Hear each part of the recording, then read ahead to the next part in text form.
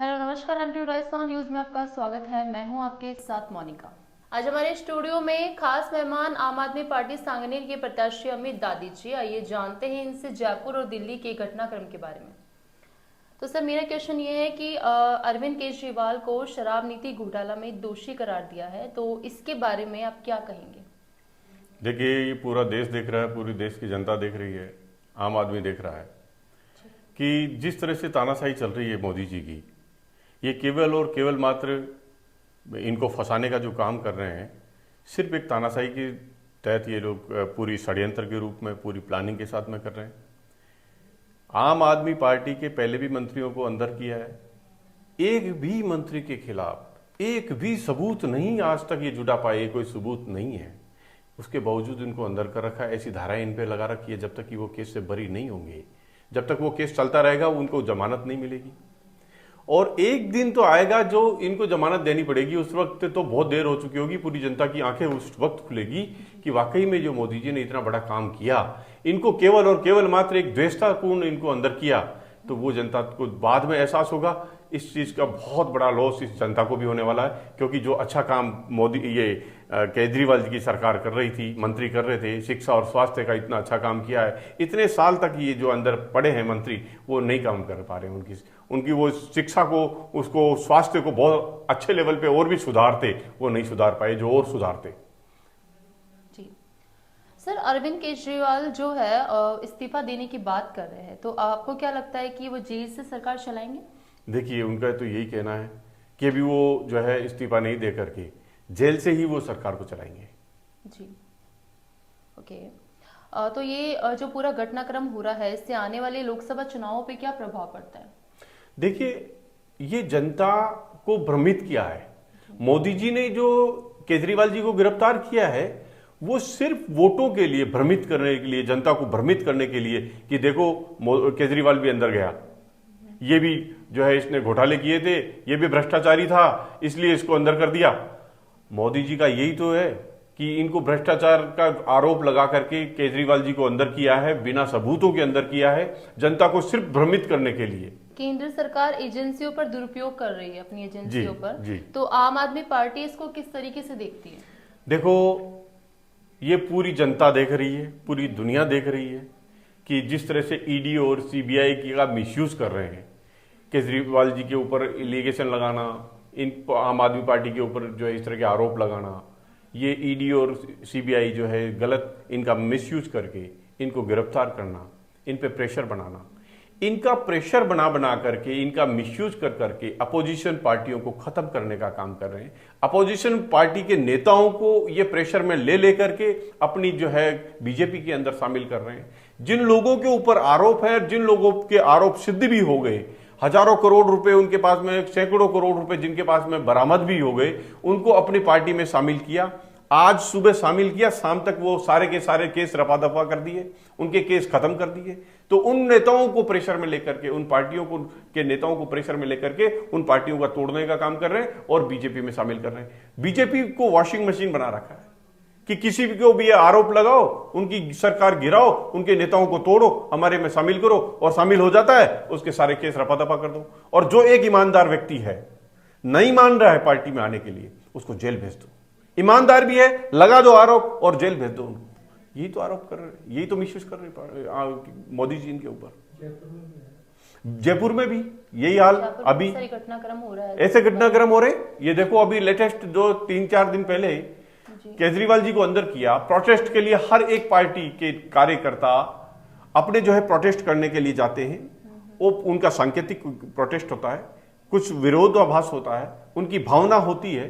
अपना नेता कोई अंदर गया है और ईमानदार नेता अंदर गया है, उसके प्रोटेस्ट के लिए अगर वो वहां प्रदर्शन करने चले गए तो उनको गिरफ्तार करने के बाद उनके ऊपर धाराएं लगाई जा रही है। कई तरह की धाराएं जोड़ दी उनके ऊपर। आज तक किसी पार्टी में ऐसा नहीं हुआ, केवल और केवल मात्र आम आदमी पार्टी के कार्यकर्ताओं के ऊपर इस तरह के आरोप लगाए, इस तरह की धाराएं जोड़ी उन्होंने। मिसयूज कर रहे हैं, अपने उनका पद का दुरुपयोग कर रहे हैं। ये जो बीजेपी सरकार तानाशाही कर रही है, इसको आम जनता किस तरीके से देखती है सर?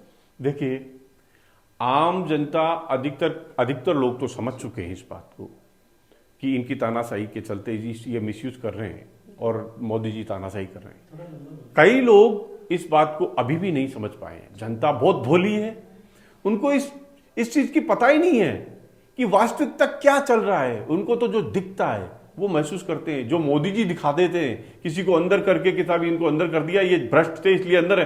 कई लोग तो यही समझते हैं कि वो भ्रष्ट थे, उन्होंने जुर्म किया है, उन्होंने घोटाले किए हैं इसलिए अंदर है। कई लोगों को ये नहीं पता कि इनको जो है जबरदस्ती अंदर किया हुआ है, सिर्फ अपने वोटों की राजनीति के पीछे चलते जनता को बेवकूफ बनाने के लिए, भ्रमित करने के लिए और वोट अपने पक्ष में करवाने के लिए, सामने वाली पार्टी के वोटों को कटवाने के लिए वो इस तरह का रवैया कर रही है मोदी जी। सर, जयपुर में घटनाक्रम के अलावा आम आदमी पार्टी के कार्यकर्ता जो महिलाओं के साथ, जो महिला कार्यकर्ता है उनके साथ में जो जुर्म ढा रहे, इसके लिए आप क्या कहेंगे? देखिए, ये तानाशाही के चलते जो बीजेपी और बीजेपी के राज में आज पुलिस ने भी जो रवैया अपनाया है, एक प्रोटेस्ट मात्र करने पे इतनी बर्बरता पूर्वक उन्होंने लाठियां कार्यकर्ताओं पे बरसाई, महिला कार्यकर्ताओं पे भी इतनी बर्बरता पूर्वक लाठियां बरसाई। इसके साथ में इतनी अभद्र गालियों का उपयोग इन्होंने पुलिस वालों ने किया जो आज तक के रिकॉर्ड में हमने कभी नहीं देखा किसी कार्यकर्ताओं के साथ में इस तरह से अभद्रता और गाली गलौज की गई हो। पुलिस ने जबरदस्त लेवल पे गालियां बकी, महिलाओं को गालियां बकी, पुरुषों को गाली बकी और उन कार्यकर्ताओं पे लाठियां भांजी। और इसके अलावा पहला चांस है, पहला केस, पहला रिकॉर्ड है आज तक का किसी पार्टी के कार्यकर्ताओं पे केवल मात्र एक प्रोटेस्ट करने मात्र पे, एक अपना प्रदर्शन करने मात्र पे इस तरह से बर्बरता पूर्वक लाठी, इस तरह अभद्रता, गालियां गलौज, और उसके बाद में उन सारे कार्यकर्ताओं के ऊपर जो उन्होंने केस दायर किया है, एफआईआर दर्ज की है, केस बनाए हैं, अलग अलग धाराएं जोड़ी गई हैं। ये पहला प्रकरण है जो कि एक ये साफ साफ तानाशाही दिखती है कि बीजेपी चाहती है किसी भी तरह से अपोजिशन वालों को कुचल दिया जाए। सिर्फ और सिर्फ इनका उद्देश्य अपोजिशन को खत्म करना है, अपोजिशन को कुचलना है और केवल मात्र इसी की रणनीति के तहत चलते हुए आज ये जो है मिसयूज कर रहे हैं अपने एजेंसियों का, सरकारी एजेंसियों का, पुलिस का और अब ईडी का, सीबीआई का, इनका मिसयूज करके अपोजिशन को खत्म करना चाहते हैं।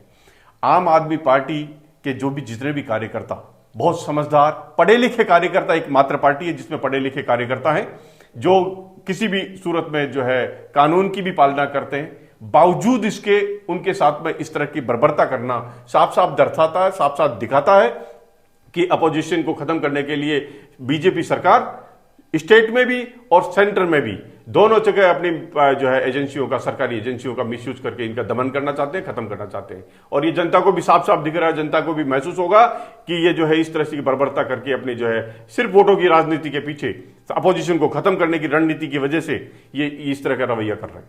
सर, एमटीवी राजस्थान और उनके दर्शकों के लिए क्या संदेश देना चाहेंगे? एमटीवी राजस्थान और दर्शकों के लिए मैं एक संदेश देना चाहता हूं कि आप अपना विवेक से काम लें। वोटों के वक्त इन चीजों को आप दिमाग में रख करके और अपने निर्णय से खुद निर्णय करके वोटों को वोट दें, क्योंकि बीजेपी सेंटर में भी स्टेट में भी केवल और केवल मात्र ये पूरा प्रकरण एक झूठा प्रकरण बना करके जो जिस तरह से अपोजिशन वालों को खत्म किया जा रहा है, अंदर कर रहे हैं, इनके ऊपर एफआईआर दर्ज कर रहे हैं, जेल में भेज रहे हैं, इनको आप बिल्कुल भी ये आपको सोचने की जरूरत है कि आप अगर अभी भी यही रवैया चला तो मुझे एक डाउट है, मुझे संदेह है इस बात का, और हो सकता है ये संदेह हमारा सही निकले कि मोदी जी लोकतंत्र को पूरी तरह से खत्म करने के कगार पे चल रहे हैं। मुझे डाउट है, मुझे विश्वास है इस चीज का, मैं भरोसा है इस बात का कि मोदी जी इस बार अगर आ गए तो आप इस बात को मान के चलो कि इस बार मोदी जी लोकतंत्र को पूरी तरह से खत्म करेंगे। आपका अधिकार पूरी तरह से खत्म हो जाएगा कि इस तरह की चीन और रूस की जैसी रणनीति सिस्टम अमेंडमेंट कर देंगे अपने संविधान में, ये संविधान में बदलाव करेंगे जो आप वोट नहीं दे पाएंगे कभी किसी को, ये बिना वोटों के यह उम्र जो है प्रधानमंत्री बने रहेंगे। तो ये थे आज के हमारे खास मेहमान, आम आदमी पार्टी सांगनेर प्रत्याशी अमित दादी जी। सर नमस्कार। नमस्कार।